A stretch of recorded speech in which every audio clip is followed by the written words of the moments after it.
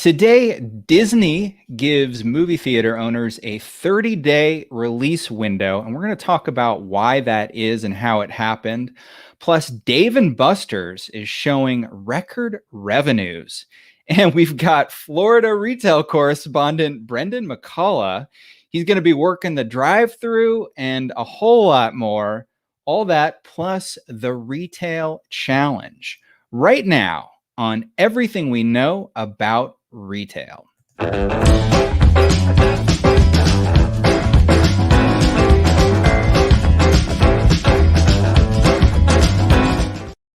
Hey, my name is James Cook. I'm coming to you from Indiana. This is Everything We Know About Retail. This is the show where we tell all of you everything we know about retail, but we do it three things at a time. And eBerry is out this week, so we've got a guest host. Let's bring him in. I want to welcome Brandon McCullough to the show. Welcome, Brandon. What's up? What's up, James? Thank you so much for having me. I'm super excited to be here. This is yes. Yeah, this is awesome. So, Brandon, you are on the JLL Central Florida Retail Advisory Team. And we've got you here today to talk about retail in Central Florida. And we're also going to talk about the cool stuff you've been doing on social media with video. Awesome. So we're going to get into that. We're also going to talk about some of the latest trends and news that have been happening in retail and retail real estate in the last week.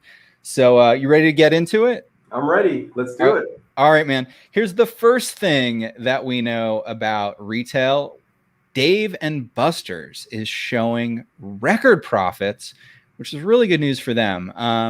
They are, if you're not familiar, an entertainment chain. So they're arcade, bar, restaurant, the skee ball, the skill crane, all that stuff. They've got 142 locations, and those locations were closed for several months during the pandemic. Now they're open again, and people are going to them. So the latest quarter, the quarter that ended in August 1st, they did same-store sales growth of 3.6%, and that's growth over 2019. So they're beating pre-pandemic levels. Wow. So they're back. They're expanding. They've got a new prototype. So traditionally, they've been pretty big, and they've got a smaller prototype that's 18,000 square feet. They actually just opened up one in Gainesville, Florida, which is is that like an hour? No, that's like 2 hours from you, right? Yeah, that's in like Orlando. 2.5 hours. That's up north, yeah. So you probably have not been to the Gainesville Dave and Buster's. No, but I've been to the Orlando one, and it's pretty big. Well, they actually said this one that opened in Gainesville, it's only been open for like half a year. They did $6 million in revenue in the first half of the year. So yeah, really recovery.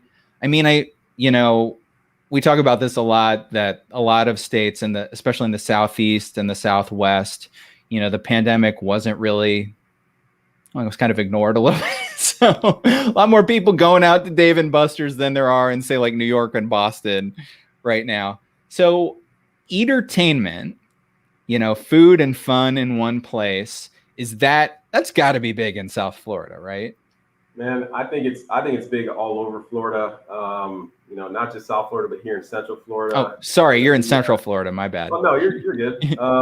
So we actually just did a deal with Arcade Monsters, which is kind of a similar concept, but a lot smaller. Okay. Entertainment, if you will. They do like old school, pinball machine type games. Yeah. Very different from Dave and Buster's, but it's the same exact concept. You could drink there, you could play there. And they are expanding aggressively. We just did a deal with them at a Kimco shopping center we have in Melbourne. And, I could see that type of retail use, expanding, especially right now with people wanting to go out, wanting to be in a social setting and stuff like that. Absolutely. And what you're describing, I'm not familiar with them, but that sounds more up my alley. Like Dave and Buster's is cool, but it's more of a kids and family place. I love the places that have like the old school, like 80s and 90s arcade games and pinball machines. Yep. And bar and food. That's my kind of scene. Yep. Yeah, that's exactly what Arcade Monsters is. And you could also set records, and they actually track all the world records too for these old school games. So that's awesome. There's a crowd for it, man. Oh man, the last time I was at an arcade, I was like, getting 20 bucks in quarters and I'm like, oh, I'm going to relive my childhood. And I'm playing games and dying real fast. I'm like, oh yeah, I never really had money as a kid, so I always sucked at these games because I never Yeah. practiced. Oh man. um, so anyway, entertainment definitely coming back. Absolutely. All right. Well, here's the second thing that we know about retail. So Disney movies had been dropping simultaneously both online and in the theater since COVID hit. So movies like Black Widow and The Jungle Cruise, you could choose to go see them in the theater, or if you were a Disney Plus subscriber, you could pay an extra $30 and watch them at home. And so Disney had sort of said that we're going to do that throughout the end of 2021. But then they did an experiment. So the movie Shang-Chi and the Legend of the Ten Rings, which I have not seen, but it's got great reviews, so it's on my list. They said for this one, we're not going to drop it on Disney Plus. It's going to be over Labor Day weekend, and the only place you can see it is in the theaters. And this experiment was a huge success. Record-breaking numbers. They did over $132 million over Labor Day weekend, compared with Black Widow that did $80 million in its opening weekend. So now Disney is saying, all right, we're going back to this exclusive theater thing. It's called windowing, where you can only see it in the theater. They're going to do 30 to 45 days, depending on the movie. I think these Marvel movies like Shang-Chi are the kind of movies people want to see in the theater. And if they can't see them on Disney Plus, it gives them the excuse to get out into bricks and mortar. Are you a theater goer? Have you been to the movies lately? So I have not. I am a big fan of Disney Plus, so I'm definitely one of those people. But I can see why people want to go back to the movies. Yeah. You want to get out. You've been in your house. What I will say is, I hope that they drop it in the movies, but then don't wait as long to drop it on Disney Plus or something like that. Because usually back in the old days, you'd be in the movies and then like stuff will come out online, like I don't know, like a year later or something like that. So if that window is like shortened, I think that it'll be really successful. Only dropping it in the theaters. Yeah, I was talking. We do a podcast, and I interviewed a guy from a movie studio not that long ago, and he said that if you release a movie in the theaters and then you wait like 4 months and then release it online or back in the day on video, you have to do a whole other marketing campaign because everybody forgets about the movie. So you have to spend all this extra money on now remarketing the movie to remind people that it existed. Yep. So I think it's great. I think that you do need to give that window of exclusivity, but 30 days seems reasonable to me. Yeah, I like that. Yeah. Okay, cool. So Brandon, it's time for the third thing that we know about retail, and we're turning to you. So I wanted to get an update. Two things. We're going to talk about social media and how you are using video on social media. First, though, I want to ask you a little bit about the retail scene in Florida right now. So you work with retailers in Florida. You work with landlords that are trying to lease out space. I think around the world, if you've been, let's say you don't live in the US, if you've been to one place in the US, chances are it's Central Florida because of Disney in Orlando. Because of the Mickey Mouse. Right. So what is the real Orlando? What is the real Housewives of Orlando? Yeah. What is the real Orlando like? So when people ask me that, I say outside of the tourist corridor where you got, Disney World and Universal, it's really just filled with like little pockets of greatness. So you got UCF, which is like the second largest university. We just got bumped up to the Big 12, which is huge for us. Go Knights. And then you got Winter Park, which is a very affluent, community. You got Lake Nona, which is absolutely blowing up. You got downtown Orlando. So it's really just different pockets and different communities that just all kind of collectively just, live together. And I mean, we're thriving, man. It's really, really awesome to live here. It's really awesome to be a part of what's going on here in Orlando, and just Central Florida in general. And outside of that, just Florida's just been absolutely on fire with people moving here. Our airport is absolutely exploding again with visitors coming back, which is also driven by tourism and stuff like that too. So it's really, really exciting. And I would just say there's just pockets of greatness everywhere, different communities. Yeah, when I visited Orlando last, I was impressed because it was so not what I expected. I really expected like suburban, just very homogenized, and it's not like that at all. It's got a lot Yeah. of variety to it. Yeah, I mean, there's so much variety. Just like what I said. There's UCF, which is like mostly the students out there, doing their thing. That school is growing. Lake Nona, Winter Park. Then you got up north, you got Lake Mary. I mean, the Villages, which is like I think it's like one of the fastest growing communities like in the country, is what I heard. So I mean, it's awesome. Yeah. Well, is there any type of retailer that's expanding right now, like in Florida? Who's opening new locations? So I would say for us specifically, all of our clients are expanding like wildfire, signing up new franchisees. We have Foxtail Coffee, which is like a new craft coffee concept that's really expanding aggressively throughout the state, really. And then you have Buff City Soaps, which is like an all natural soaps user. So that's like kind of on the soft goods side, where they just finished their first tier of rollouts and they're getting ready for tier two. We also have the Raising Cane's account here in the Orlando office as well, which is a new chicken concept coming to Florida. It's not a new chicken concept to the US, but to Florida, in kind of Chick-fil-A territory, Raising Cane's is definitely trying to enter that market. So we're excited about that. And just across the board, I think all types of retail uses are expanding right now in Florida specifically, for sure. Yeah.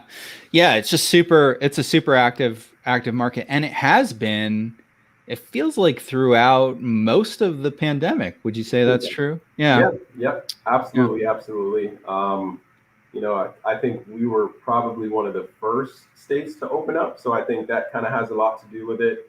And then mix that in with other states maybe not opening up as fast, so people want to move down here, and then it's just that I think mix. We're starting to see the after effects of that right now, because people don't want to go through certain situations again, or whatever the case may be. But we're definitely benefiting from that. So Brandon, one of the reasons why I wanted to get you on is because you use video in your work to sort of market the retailers that you're working with or the properties. So I want to see some clips. So we got some clips here, and these are great. If you're listening right now, you need to actually pay attention to what we're showing, because Brandon does such a great job. So Brandon, why don't you set up this first clip with La Granja? Okay. So Billy and Colette are waiting for me in a car because we're about to go canvassing to look for new tenants for our shopping centers. And I don't show up, so they go through the drive-through at La Granja, which is one of our clients. All right. What's up, guys? What are you doing? Billy, Colette, relax. I know it looks crazy, but I got a head start on canvassing this morning, and I walked inside to speak to the manager to introduce myself, and one thing led to another, and he started showing me around the place. I got the owner's contact information. They're looking to do a location in the St. Cloud area and by the Orlando International Airport. Their size ranges from 2,500 to 3,500 square feet, and they're looking to do a drive-thru. I love the reaction. These guys it's like you're the goofball and they're like, what? Yeah, we definitely got creative with that one for sure. And the client loved it. The community loved it. So that was probably one of my favorite ones to do. What kind of work does it take to put together a video like that? Honestly, a lot of these videos like come to us during our Monday morning meetings. Billy, Colette, and myself, we meet every single morning, or every single Monday morning. And sometimes we just say, hey, what's the next video? And then we just kind of just collaborate that way. And we just think of funny stuff to do that haven't been done before. And that's basically it. And then you just kind of make up a little script and then you kind of wing it from there.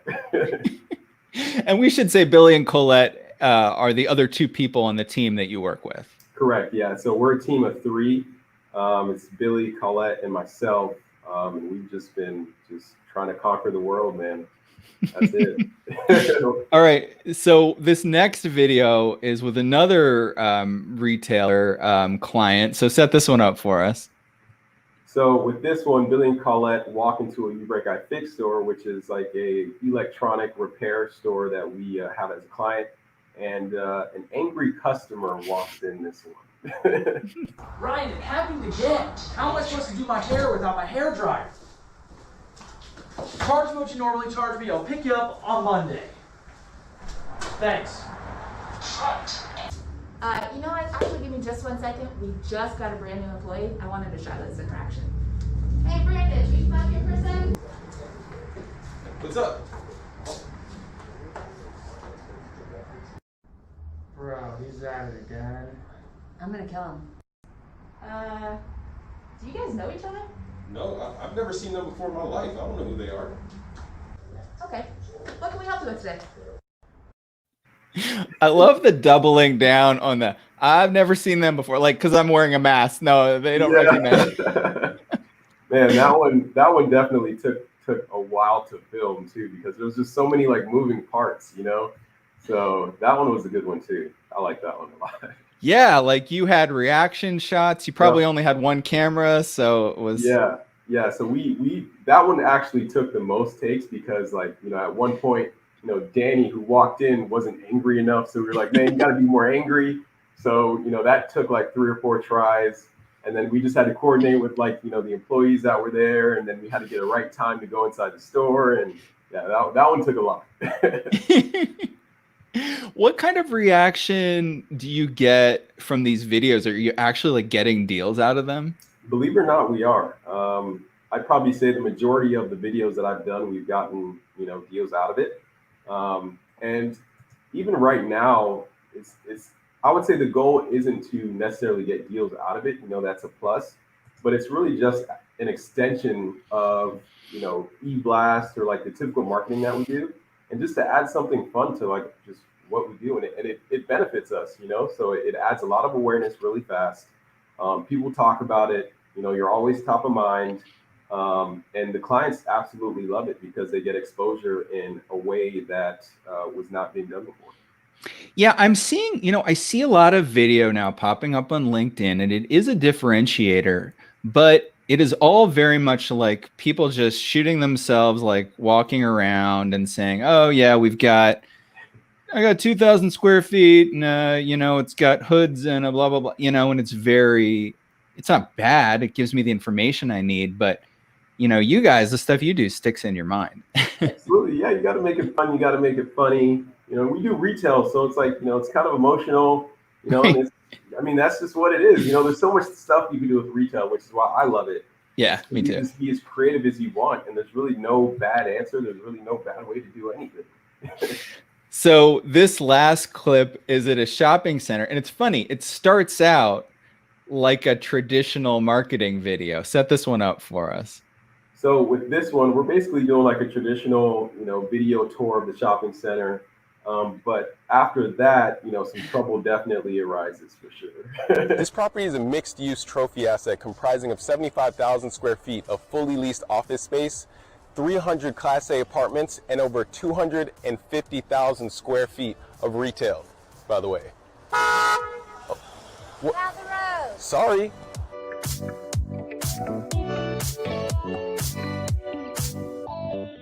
Tenants here include TJ Maxx, Super Target, Flippers Pizza, Jason's Deli, and who can't forget, Gators Dockside. We have spaces ranging from 1,100 square feet all the way up to a 50,000 square foot fully built out gym with a basketball court, with a pool, with a jacuzzi, and a steam room, and a sauna. All right, I take what I said back before. That's actually my favorite. Well, I tell you, the first time I saw that one on LinkedIn, I was like, oh yeah, this is good. And you get to the basketball, the look on your face, it's like a mile away from the hoop. Yeah. Oh my God, that cracks me up. So funny story about that one. That actually took 3 tries because the other 2 tries, I was actually making the shot. What? So, yeah, it was crazy. I know, it was crazy. Oh my God. I love that. Yeah, I was laughing out loud the first time I saw that video. So other people out there, maybe they would like to do things similar or different. Everybody's got their own unique voice. What advice would you have to somebody who wants to start doing video on LinkedIn? So the best advice I would give is really just to try it out and just do it, because you get to do the video, but then posting it is a different story. So I would just say, if you're kind of nervous about it or what have you, just go to a property, do a video, and see if you like it. And if you do, then just post it. A lot of people think that it's either live or what have you, so they don't want people to see, but you have full control over your entire video. So if you don't want to do anything, or if you think a clip is bad or a cut is bad, you can just do it over and over again until it looks really good. So I would say really just dive into it, and don't think too deep into it, and just really have a conversation with yourself and just try something new. Our industry is doing a lot of stuff that's like in like the old days, and I think social media specifically and doing videos is really moving our industry forward. And if we can do that as a real estate community, I think we would start changing the entire industry really, and we'd go further. I think a lot of people get nervous about technology and equipment. I mean, what's kind of the minimum you need to do something like this? Wow, I would say all you really need is a cell phone. When I first started doing videos, it was all I was using was an iPhone, and then it wasn't until recent I added like a little microphone, which is really very cheap on Amazon. And then I started using like an app that kind of puts together the clips. But up until I would say video like number 5 or 6, I was just using an iPhone, and it worked out pretty well. Yeah, I think that's great advice. Is like, if you just start, the sooner you start, the quicker you'll it's like an iteration process. Like the first couple of videos, you're like, they're not that great, but it doesn't matter because they're in the past. And then you're like, oh wait, I should figure out how to edit. And you slowly figure it out over time. But it's like you're learning as you go. I guess what I'm trying to say is you don't have to be perfect. Like, no, you 100%, 100% don't have to be perfect. None of my videos are perfect. So you just have to be just remotely, people just got to understand what you're saying. And really, that's about it. I think people just like the fact that you're putting yourself out there is really what people are drawn to. Yeah. Oh man, Brandon, that's awesome. So maybe we'll have you come back in a year when you've collected a few more cool video clips to share with us. But that's fantastic advice. And I think that for those of us on LinkedIn, follow Brandon because he's always posting stuff worth checking out. Absolutely. So Brandon, are you ready for the retail challenge? I'm ready. All right. So it is time for the retail challenge. We've got 3 questions. If you get at least 2 of them right, you will win the retail challenge. If you are watching live on YouTube or LinkedIn, play along with us. Type in your answers in the comments. If you are the first person to get the correct answer in the chat, you will win the eternal admiration of your peers, which, I mean, that's worth $1 million. Yeah, you can't ask for any more than that. Right. Okay. So, Brandon, if you get 2 out of 3, you're going to win the retail challenge. Our first question is about Westfield malls, or as I like to call them, Unibail Rodamco Westfield. They're going to be streaming an exclusive event to their global shopping centers. So they've partnered with a Grammy award-winning artist who's going to perform songs from their new album. And those are going to be streamed to these different fan zones that they're setting up in different Westfield malls all over the world. It's a global company, so there's Westfields all over the place. I should know this. There's no Westfields in Florida, are there? I believe there's a couple of them actually. I think there's one in South Florida. Okay, well, I don't know what I'm talking about. Please scratch that. I'm supposed to be the retail guy. I'm just blanking out right now. So, is that artist Elton John promoting his new album, The Lockdown Sessions, that also feature Nicki Minaj, Miley Cyrus, and many more? Is it Lil Nas X supporting his new album Montero, or is it Lady Gaga promoting her new jazz album with Tony Bennett? I would say option number 2. So Lil Nas X promoting Montero with the hit Montero on it. You are incorrect. It is actually Lady Gaga, who I had no idea is doing a jazz album with Tony Bennett, who, who knew? Yeah, I didn't. Right. Okay, so after one question, you have 0 points, but there's always room to make it up. Always. So, Brandon, Halloween is coming. Halloween is a time when we give candy to the children of strangers in our neighborhood. Or in my case, the way that I celebrate Halloween is I buy a bunch of Reese's peanut butter cups and then I binge watch horror movies for like a week. Get them all out of my system all at once for the year. Sounds about right. Right. So a survey by Field Agent found that 49% of Americans passed out Halloween candy last year. So this is in 2020, 49%. This year, 2021, what percentage are going to pass out candy? Is it 39%, 66%, or 85%? I would say it's 66%. 66%, you're correct. Yes. And that's a good guess. Because if you think about it, if you ask around the office, your coworkers, who's giving out candy, 66% of people might say yes. That sounds about right. I live out in the country, so there's no neighbors to give candy to, but a lot of people who, especially if you live in the suburbs, there's a lot of that going on. Yeah, and I live in an apartment tower, so there's definitely none of that going on. Right. Yeah. Apartment living doesn't normally lend itself to candy. No.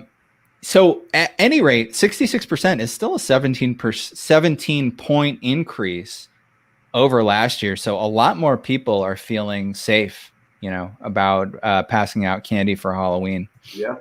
I mean, that's a wild statistic for sure. But I'm happy that Halloween's slowly going back to what it used to be. Yeah, right. So Brandon, what's your supermarket of choice? Are you a Publix guy? I'm 100% a Publix guy. I think it's in my blood because I live in Florida, so I'm just trained to like Publix. I wish they were everywhere.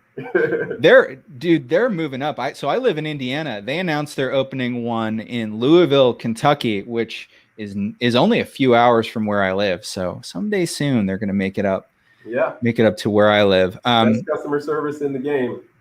Yeah, I mean that's we could do a whole other podcast on cool stuff that Publix does. The reason why I bring it up is this weekend, I'm heading to Las Vegas for the Grocery Shop Conference. This is the first conference I've been to in like 18 months or more. Wow. So honestly, the bar is so low. Whatever it is, it's going to be the best conference I've been to all year. I'm really excited about it. So in honor of Grocery Shop, my last question is about the supermarket. So in 2020, the supermarket, bakery, and deli, and basically anything fresh in the supermarket pretty much got killed. People just weren't shopping there. Now it's making a comeback. So according to data from IRI, what category in the grocery store made the biggest comeback in the last year? I'm going to give you 3 choices. Which made the biggest comeback? Is it fresh chicken, fresh seafood, or fresh beef?